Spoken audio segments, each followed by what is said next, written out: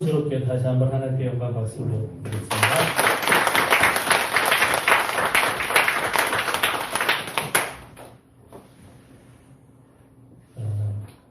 갑자기 이제 찬양하는데 그런 생각이 났습니다.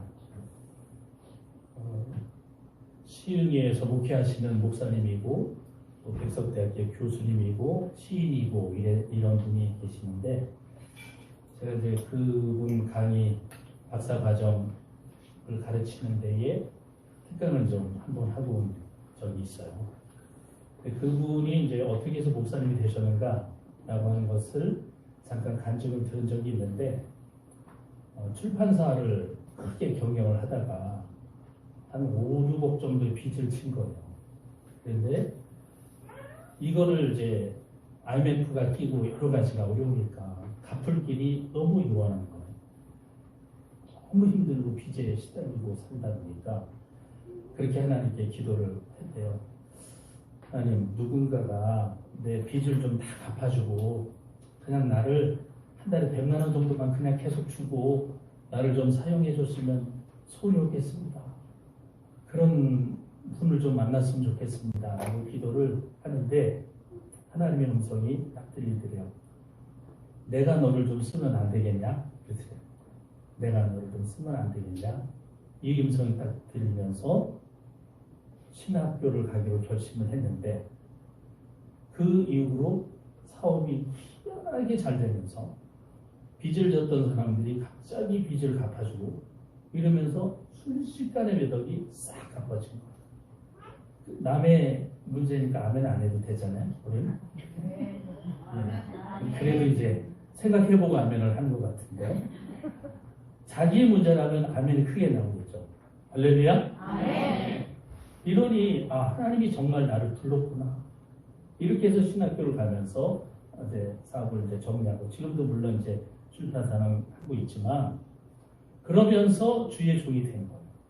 저는 오늘 청년들 이렇게 보니까 한 명 한 명 보면 하나님이 보시기에 사용하고 쓸 사람들이 있는데 엉뚱한 곳에서 쓰임을 받고 있는 것 같은 느낌을 받는 경우를 보게 돼요. 마음으로 느끼거든요. 그럴 때 그 얼마 때문에 얼마 받으려고 세상에서 그러고 있나? 얼마 받으려고? 하나님께 너를 완전히 맡겨봐. 그리고 하나님 그 월급 하나님이 주세요.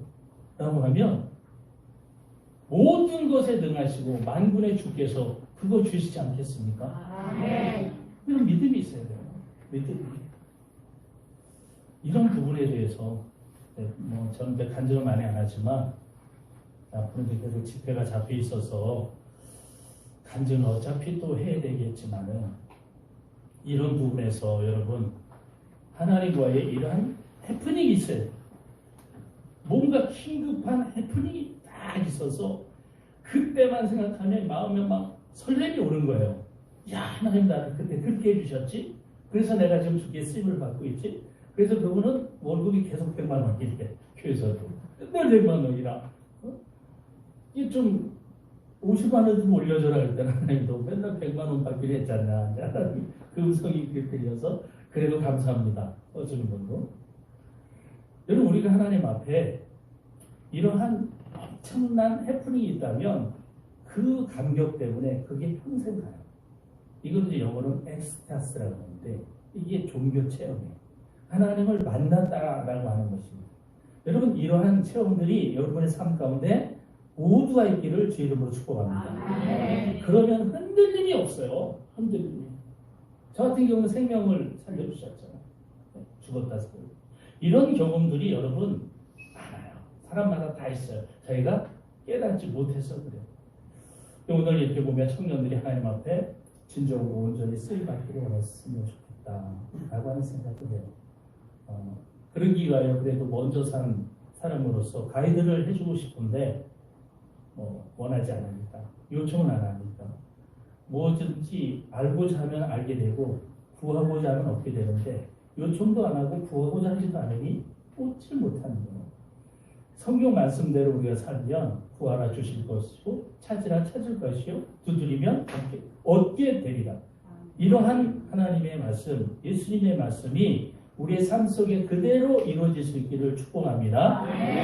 여러분, 성경은 맨 처음에 뭐로 기록이 됐냐면 두루마리로 기록됐어요. 두루마리 알죠?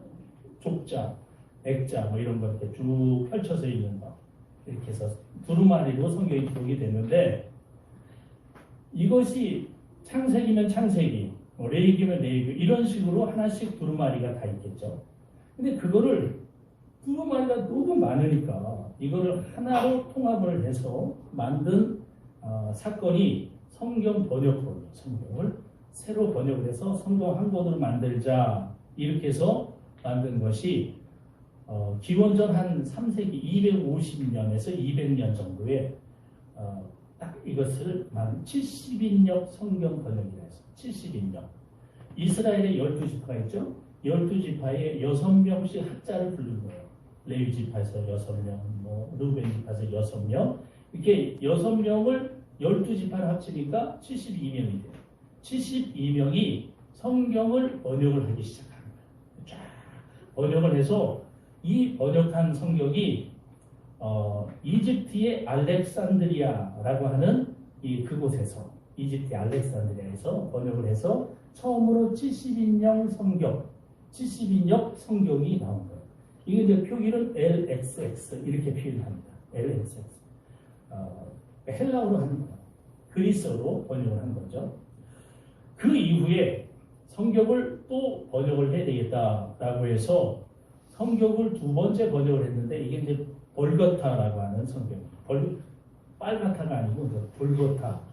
벌거타라는 것은 이제 모두가 이제 공통적으로 안다, 이런 의미인데, 이 벌거타라고 하는 성경을 번역을 했는데, 다마소라고 하는 교황이 382년에, 그러니까 기원 이후 382년에 성경을 번역해라. 다마소라고 하는 교황이 이렇게 해서 히에로니무스라고 하는 사람이 성경을 번역해서 404년도까지 완성을 한 거예요. 이거는 라틴어 성경. 물론 72년 성경을 가지고 한 거죠. 근데 성경이 큰 걸로 나오고, 그 다음에 벌거타가 404년에 신구약이 딱 나오게 돼요. 성경이. 그렇게 이렇게 성경이 시작이 된 겁니다. 이런 성경을 많이 있었는데, 이런 성경을 너무 많으니까 하나님의 말씀의 권위가 있는 성경으로 한번 선별을 해보자. 너무 많으니까. 그래서 이것을 많은 학자들이 모여서 검증을 하는 거예요. 검증을 해서 이스라엘의 얌리아라고 하는 곳에서 AD 100년도에는 구약 성경이 나와요. 구약 성경이 39권으로 딱 결정을 하는 거예요.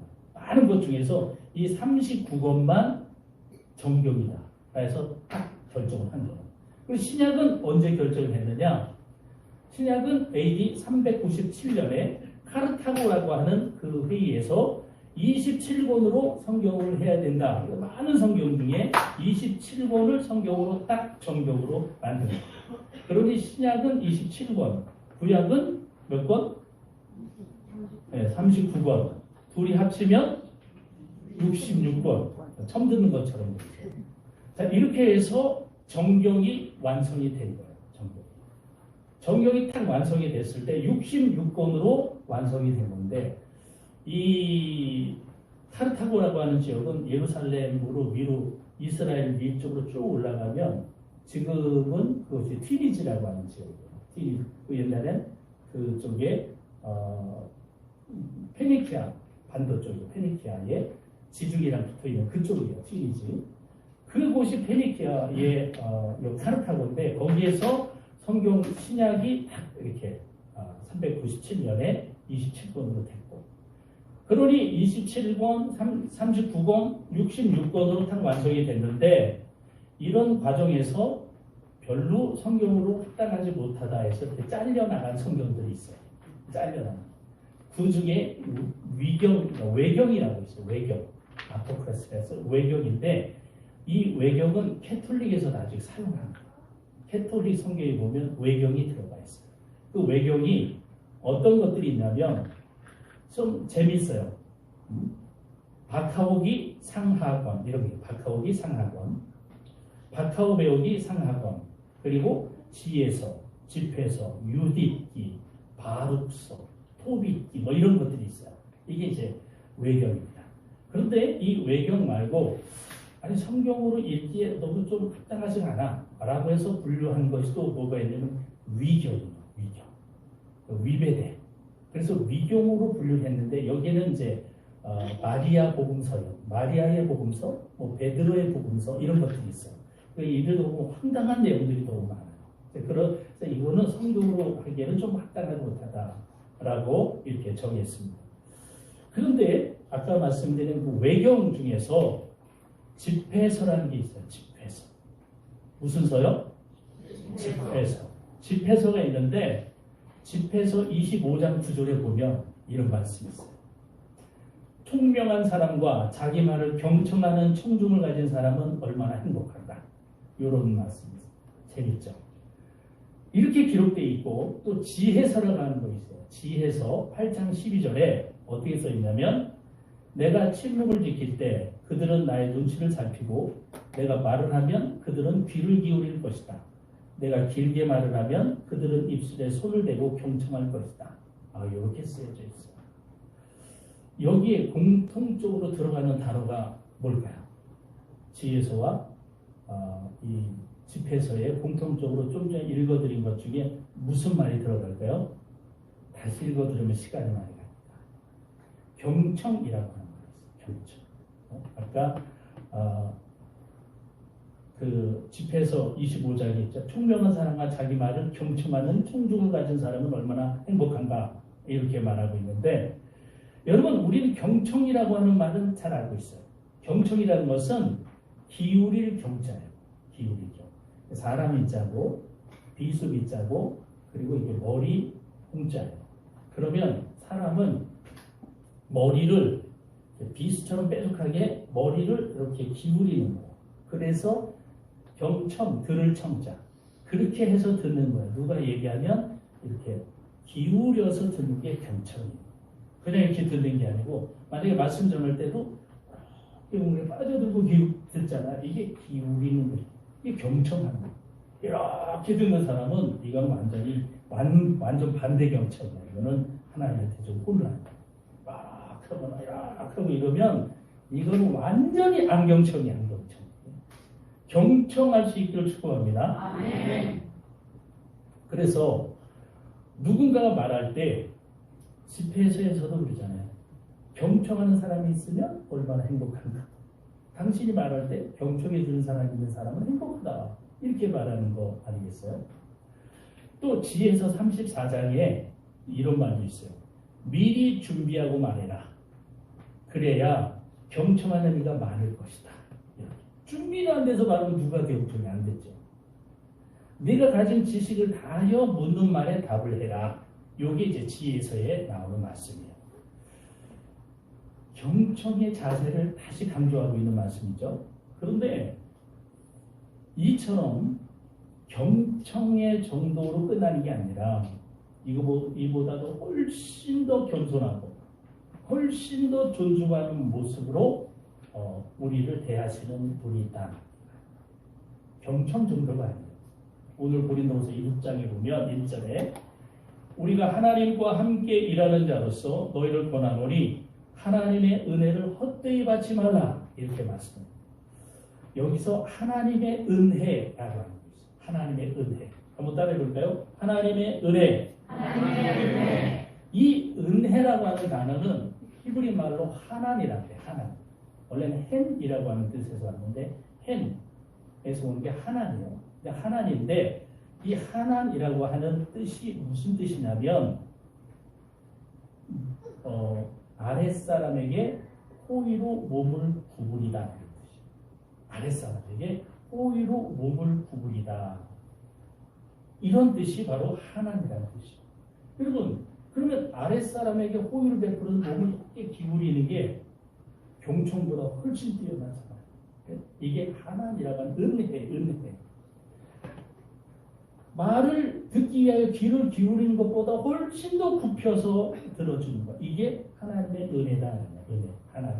은혜인데 우리나라의 정조대왕 때 보면 자신의 아버지 사도세자를 그 묘지가 이제 그 화성에 있잖아요. 화성에 있는데 이 사도세자를 기리기 위해서 그 묘가 있는 그 화성의 육릉이라고 하는 곳으로 이렇게 왕이 납성, 정조대왕이 그쪽을 향해 가. 그러면 그 앞에서 뭐를 부냐면 삐리리 하고 부는 거 있어요. 소리 큰 거 뭐예요? 네? 세 글자. 실자는 태자요. 태평소를 부는 거예요. 태평소를. 태자는 또 있는 게 있나? 태평소를. 태평소를 그렇게 큰 거예요.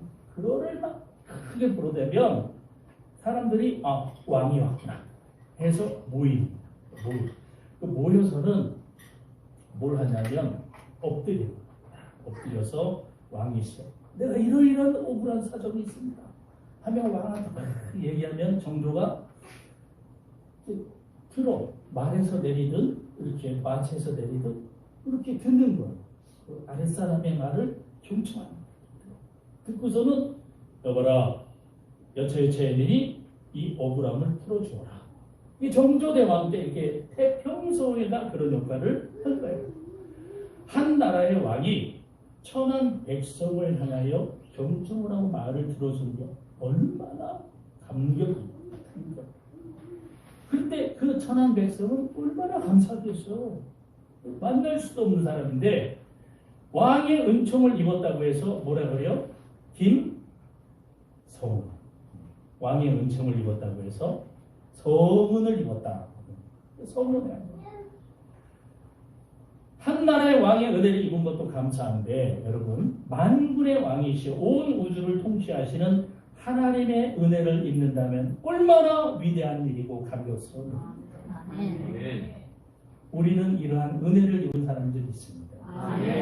하나님이 사람의 말을 듣기 위해서 귀를 기울이실 정도뿐만이 아니라 몸을 굽히는 것, 은혜. 몸을 굽혀서 높으신 하나님이 사람의 몸을 입고 이 세상에 낮은 곳으로 내려오셨어요. 예수님이죠. 낮은 곳으로. 그리고 낮은 세상에 오신 그 하나님의 높으신 그분께서 인간의 소리를 들으시면서 경청하시면서 경청뿐만이 아니라 허리를 굽혀 은혜를 주셨는데 이 허리를 굽혀서 은혜를 주신 곳이 어디입니까? 십자가입니다. 허리를 완전히 굽혀서 낮은 사람에게 은혜를 베푸신 사건이 십자가의 사건입니다. 여러분 주인과 종이 완전히 바뀐 거 아니겠어요? 주인이 왜 숙이냐고 종이 숙여야지. 주인이 종처럼 숙이는 거예요. 상상할 수 없는 혁명적 사건입니다. 사람의 소리를 듣는 정도가 아니라 죄 많은 이들을 대신해서 십자가에서 허리를 굽히시고 죄값을 치러주시는 상상할 수 없는 사건이 바로 하나님의 은혜인 줄 믿습니다. 여러분 억울할 때요.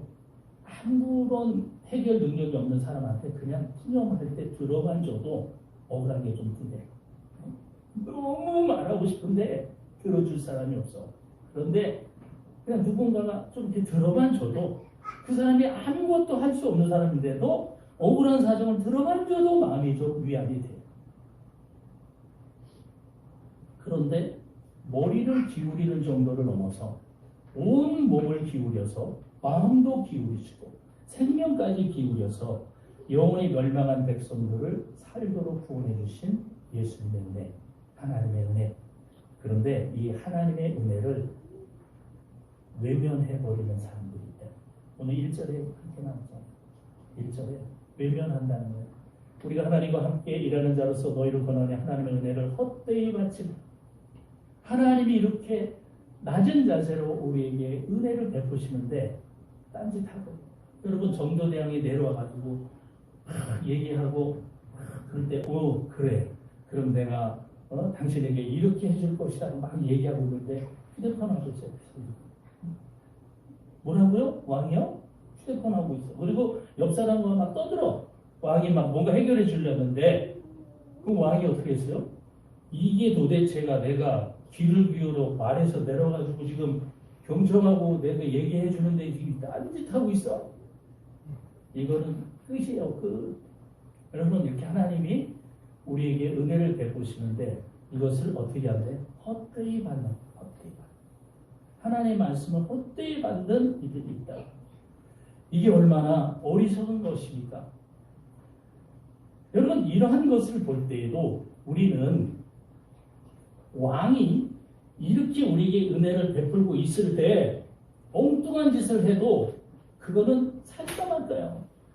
그런데 정조대왕이 그렇게 바깥으로 행차를 1년에 몇 번이나 나오겠어요? 왕이 바깥으로 몇 번이나 나오겠어요?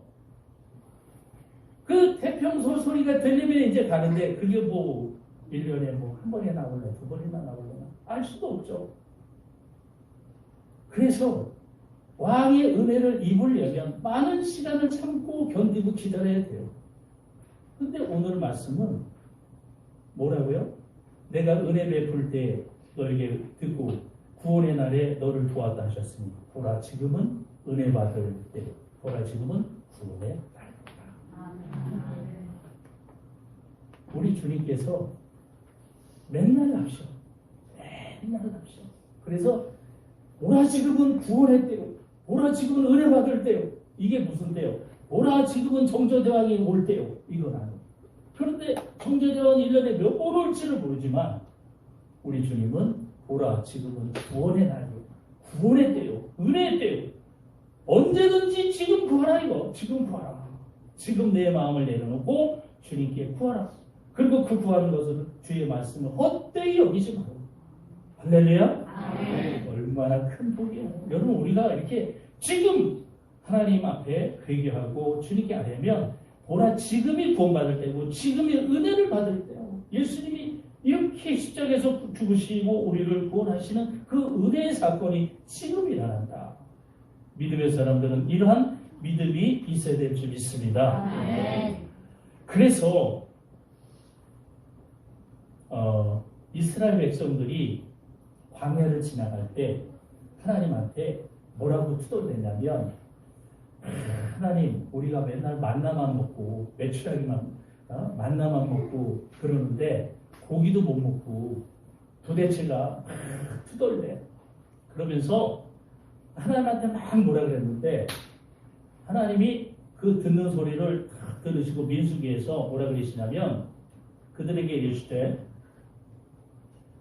여호와의 말씀에 내 삶을 두고 맹세하노나 너희 말이 내 귀에 들린 대로 내가 너에게 행하리라. 이렇게 말씀하셨어요. 아이고 내가 메추라기만 먹다가 죽겠어. 그러면 어떻게 돼요? 죽는 거야. 하나님이 그래 너 죽고 싶다고 그래 내가 죽여줄게. 아이고 나는 만나만 먹다 보니까 입에서 곰팡이가 날 것 같아. 그러면 곰팡이? 그래 네 귀에 내 귀에 들린 그대로 내가 네 입에 곰팡이 나게 해줄게. 그래서 우리가 하는 이 말이 막말하면 안 되는 거예요. 그 말이 하나님이 들으시는 거예요. 다 경청을 하셔요. 하나님이 경청을 하셔서 내 귀에 들린 대로 내가 시행하리라 합니다. 이스라엘 백성들이 하나님이 들으시는지 어쩐지도 모르고 그냥 막 투덜거렸는데 그 투덜거린 게 그대로 다 이루어져요. 얼마나 무서운 일입니까? 하나님이 우리를 향하여 귀를 기울이실 뿐만이 아니라 허리를 굽혀서 눈높이를 같이 하고 계시네요. 왜? 우리를 사랑하시기 때문에.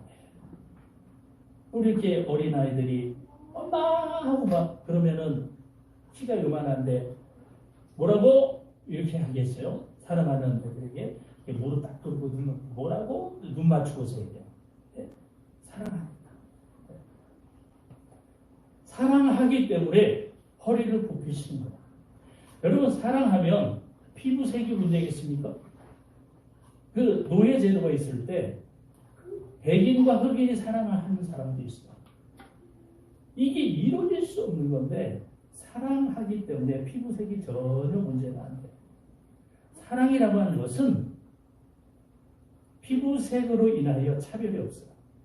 사랑이라고 하는 것은 어떤 지위 여하를 막론하고 차별이 없어요. 높은 사람과 낮은 사람도 사랑할 수 있고, 어떤 부자와 가난한 사람과 사랑할 수도 있고. 왜? 차별이 없어요. 뭐 때문에? 사랑이라고 하는 것 때문에. 사랑 때문에. 성경에도 나오잖아요. 사도행전 9장에 보면 무두장이라고 하는 사람이 나와요. 시몬. 피장이라고 하는데 가죽 피자를 써서 짐승을 잡아서 짐승의 가죽으로 벨트 만들고 지갑 만들고 이러는 사람이에요. 사람들은 그 사람이 천한 백정이라고 해서, 우리나라 백정 같은 사람인데, 백정이라고 해서 그 사람과 말도 섞지도 않고 그 사람과 밥도 같이 안 먹고 그 사람과 함께 있지도 않아. 그런데 하나님이 음성을 들려주셔서, 베드로야, 너 무도장이 시몬의 집에 가서 살아라. 예? 아니, 그런 인간과 함께도 안 되고 말도 안 되고 밥도 안 되는데 내가 어디서 먹고 자고 같이 살라고요? 순종하죠. 거기서 먹고 자고 함께 하면서 그와 사랑, 함께 교제를 하는, 이게 뭡니까? 하나님의 사랑 안에서는 지위 고하를 막론하고, 피장이면 어떻고 유대인이면 어떻고 구별이 없다. 다 똑같이 내 사랑 안에 가는. 할렐루야. 아멘. 이러한 일들이 우리나라의 백종이 예수님을 믿고 우리나라의 최초 의사가 되잖아요. 박성우 씨가 최고 의사. 그다음 나중에 이름이 박서양으로 해서 이제 중국어까지 가서 의학을 하다가 이제 돌아가셨는데, 우리나라 최초의 의사가 백정 아들이에요. 백정 아들. 양반들이 얼마나 무시했는데 나중에는 그렇게 무시했던 양반들이 백정 아들한테 치료를 받아. 내가 치료를 받아야 되나? 내가 저렇게 무시했는데 그런데 진료를 받는 거예요. 이게 예수님의 사랑으로 인하여 이런 모든 것이 무너져 내리는 어마어마한 사건이에요. 이게 바로 주님의 사랑, 주님의 은혜인 줄 믿습니다. 하나님은요, 사람을 사랑하시는데 똑같이 사랑하시지는 않아요. 출애굽기 33장에 보면, 내가 모든 선한 것을 내 앞으로 지나가게 하고 여호와의 이름을 내 앞에 선포하리라. 나는 은혜 베풀 자에게 은혜 베풀고 긍휼히 여길 자에게 긍휼을 베푸느니라. 하나님 아니야. 내가 은혜 베풀고 싶은 사람에게 은혜 베풀고 긍휼을 베풀고 싶은 사람에게 긍휼을 베푸는 거예요. 이게 하나님의 정의예요. 하나님의 공평입니다. 불공평해요 라고 얘기해도 소용없어. 기준은 하나님이야. 내 말이야. 하나님이 세상을 창조하셨기 때문에. 로마서 9장에서는 또 뭐라고 하냐면, 기록된 바 내가 야곱은 사랑하고 에서는 미워하였다 하신 것 같으니라. 사랑, 야곱은 사랑해서, 아가파오라는 사랑해. 그런데 누구는 에서는 미워하다라고 했는데, 미워하다는 이 말은 이 원어 자체로는 이세오라고 해서 덜 사랑한다. 덜 사랑한다. 그럼 내가 야곱은 사랑하고 에서는 덜 사랑한다. 이런 뜻이에요. 왜? 하나님 마음이야. 하나님 마음이야. 그래서 우리는 하나님의 마음에 합당한 일을 행하고 하나님의 말씀하신 것을 그대로 순종하는 자, 하나님이 더 사랑하실 줄 믿습니다. 하나님 마음입니다. 분명한 것은 하나님은 그렇게 더 사랑할 사람도 있고 덜 사랑할 사람도 있는데, 분명한 것은 하나님은 악은 미워하시고 악은 절대 사랑하지 않아요. 그래서 아모스서 5장에 너희는 악을 미워하고 선을 사랑하며 성문에서 공의를 세우라. 악은 미워하라는 거예요. 그리스도인이라고 해서 다 사랑한다고 그런 게 아니야. 악은 미워해야 된다. 그래서 오늘 1절에 우리가 하나님과 함께 일하는 자로서 너희를 권하노니 라고 하는 말씀을 한단 말이에요. 하나님은 우리를 사랑하셔서 귀를 기울이시고 허리까지 굽혀서 구원을 이루세요. 그런데 이 세상을 사는 동안 하나님의 일꾼, 즉 하나님과 함께 일하는 일꾼과 하나님이 사랑하시고 하나님의 뜻을 이루기 위하여 같이 일을 하세요. 하나님 혼자 일하는 게 아니고 하나님이 사랑하는 사람과 함께 일을 하셔. 그게 오늘 1절에서 하나님과 함께 일하는 자라는 말이 나와요. 함께 일하는 자. 여러분, 하나님과 함께 일하시기를 축복합니다. 하나님이 일하자고 그러는데 나는 몰라. 이러면 함께 일하는 자가 되는 게 아니죠. 함께 일하다라고 하는 이 단어는 함께 수고하고 함께 노력한다라고 하는 이런 뜻이에요. 함께 일하고 함께 노력한다. 여러분, 그렇지만 하나님과 우리가 함께 일하지만 내 뜻을 가지고 하나님과 함께 일합니까? 하나님의 뜻을 가지고 하나님과 함께 일합니까? 내 뜻을 가지고 하나님과 함께 일한다고 생각하는 사람은 하나님을 잘 모릅니다. 내가 하고 싶은, 내가 이루어지고 싶은 것을 가지고 하나님 나와 함께 일해 주세요. 이러면 하나님이 종이 됩니다. 하나님의 뜻을 가지고 하나님이 일하실 때 내가 거기에 순종하여 조력자가 되고 협력자가 됩니다. 이게 하나님과 함께 일하는 자. 여러분, 하나님은 첫 번째로 구원 사역을 하세요. 이게 구원의, 따라하죠. 구원의 일을 하신다. 구원의 일을 하신다. 두 번째는 그리스도의 일을 하신다. 그리스도의 일을 하신다. 세 번째는 목회의 일을 하신다. 목회의 일을 하신다. 이게 하나님의 사역의 큰 세트예요. 세 가지. 그래서 하나님은 예수 그리스도와 함께 목회를 하십니다. 목회는 사람을 낚는 거죠. 목회를 하시는데 귀를 기울이시고 허리를 굽혀 낮추셔서 생명을 다하며 십자가를 지기까지 이러한 사역을 하시는데 예수님이 주가 되죠. 하나님이 예수님을 통하여 목회 사역을 하시기 때문에 예수님의 일을 하는 거예요. 이게 하나님의 사역이에요. 그 예수님과 함께 일하시는데 여기에 함께 참여할 사람들이 필요해요. 함께. 그런데 오늘 몇 절에 볼까요? 4절에 보니까 모든 일에 하나님의 일꾼으로 자천하여 많이 견디는 것과 환난과 궁핍과 고난과 이런 말씀입니다. 따라해보죠. 자천하다. 자천하다. 이 자천하다라고 하는 말은 자기가 스스로 자기를 추천하는 거예요. 예? 우리나라 말로. 그런데 이 원어에서는 어떤 의미를 가지고 있냐면 함께 서다라는 뜻이에요. 함께 서다. 함께 서다는 뜻은 함께 세우는 것을 얘기하는데 십자가는 말이에요. 크로스 이렇게 되고 이렇게 되는 게 십자가가 아니에요. 원래 십자가는 예수님은 가로발을 이렇게 굽고 가시잖아요. 가로발은. 그리고 세로로 세워져 있는 곳에 갖다가 다 꽂는 거예요. 그러면 그 순간에 십자가가 돼요. 하지만 그 전에 기둥이 쫙 서져 있는 거예요. 기둥이. 이게 세우다, 히스템이라고 해서 세우는 겁니다. 그 세우는데 이거 세우는 거에 예수님이 거기 가서 이제 십자가에 탁 달리십니다. 그 십자가를 세우는 거가 뭐예요? 십자가를 지는 거예요. 그러면 자천하다는 얘기는 뭐예요? 함께 십자가를 지는 거예요. 이게 자천합니다. 제가 하겠습니다. 이게 자천했는데 원어에 알고 보니까 그 뜻은 제가 십자가를 지겠습니다.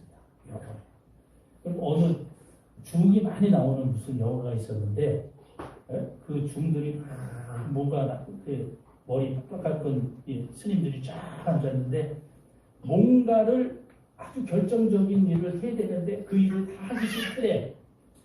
그래서 그 스님 중에 제일 높은 스님이 다 모여놓고 그러더래. 누가 십자가를 지겠습니까? 그러더래. 그런 영혼이 되는데 누가 십자가를 지겠습니까? 머리 이렇게 긁으면서 제가 십자가를 지겠습니다. 한 명이 그리고 그거 자기가 이 장난치는 일을 자기가 하더라는 거야. 이게 십자가를 진다는 의미는 절에서도 다 알아요. 그러니 자천하다는 얘기는 뭐예요? 주님, 제가 십자가 지겠습니다. 이 일을 함으로 인하여 3절에 아무에게도 거리 끼지 않게 하고, 거리 끼다라는 이 말의 뜻은 뭐냐면 죄를 지지 않게 하는 거예요. 죄를 지지 않게.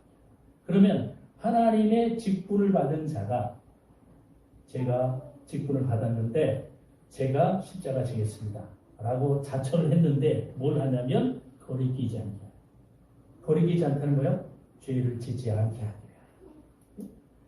내가 자천함으로 십자가 지겠습니다 하는 거 죄 져봐. 그게 뭐예요?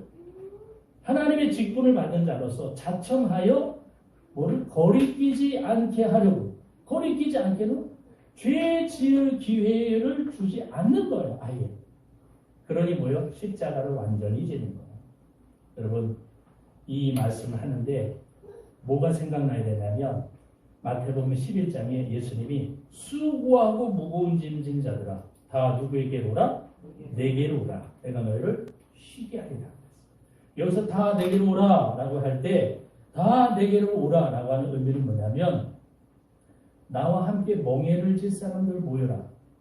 나와 함께 멍에 질 사람 모여라. 멍에가 뭐냐면 소가 두 마리가 이렇게 있으면 두 마리를 하나로 묶어 등잔에다가 하나로 이렇게 묶어가지고 거기다 이제 밭을 갈게끔 이렇게 매는 거예요. 그럼 우리는 뭐 밭이 이렇게 예전에 보면 울퉁불퉁한 밭이 이렇게 말해서 소 한 마리라도 충분한데 이스라엘에는 이게 밭이 안 좋았는지 소 두 마리가 끌어야 돼요. 근데 두 마리가 힘이 같은 소를 해놓고 거기다 멍에를 매요. 이게 한 결이에요. 한 결이.